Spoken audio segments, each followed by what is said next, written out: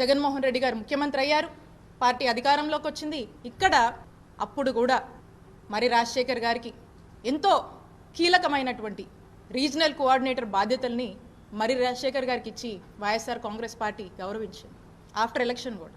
ఆ తర్వాత వారికి మరి రాజశేఖర్ గారికి ఎమ్మెల్సీ పదవిచ్చి శాసన మండలికి మా నాయకుడు జగన్మోహన్ రెడ్డి గారు పంపించడం జరిగింది. ఇది మరి రాజశేఖర్ గారికి మా నాయకుడు జగన్మోహన్ రెడ్డి గారు, మా వైఎస్ఆర్ కాంగ్రెస్ పార్టీ ఇచ్చినటువంటి గౌరవం అని గుర్తు. ఇక ఎమ్మెల్సీ విషయానికే వద్దాం.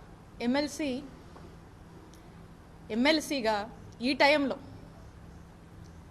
టైంలో ఎమ్మెల్సీగా ఉండి ప్రతిపక్ష పార్టీగా మనం ఉంటున్నటువంటి సందర్భంలో మరి ఈ ఎమ్మెల్సీని మరి రాజశేఖర్ గారు వైఎస్ఆర్ కాంగ్రెస్ పార్టీ తరఫున ఈ ప్రభుత్వం రెడ్ బుక్ పేరుతో చేస్తున్నటువంటి పాపాలని, మాయ మాటలు చెప్పి అబద్ధపు హామీలతో మోసం చేసి అధికారంలోకి వచ్చి ప్రజల్ని మోసం చేస్తున్నటువంటి విధానాన్ని వైఎస్ఆర్ కాంగ్రెస్ పార్టీ ఎమ్మెల్సీగా మరి రాజశేఖర్ గారు మరి శాసన మండలిలో గొంతెత్తి ఈ ప్రభుత్వాన్ని ప్రశ్నించుంటే మరి రాజశేఖర్ గారి గౌరవం ఎంత పెరుగుండేది అనేది ఒక్కసారి వారినే నేను ఆలోచించమని అడుగుతున్నాను.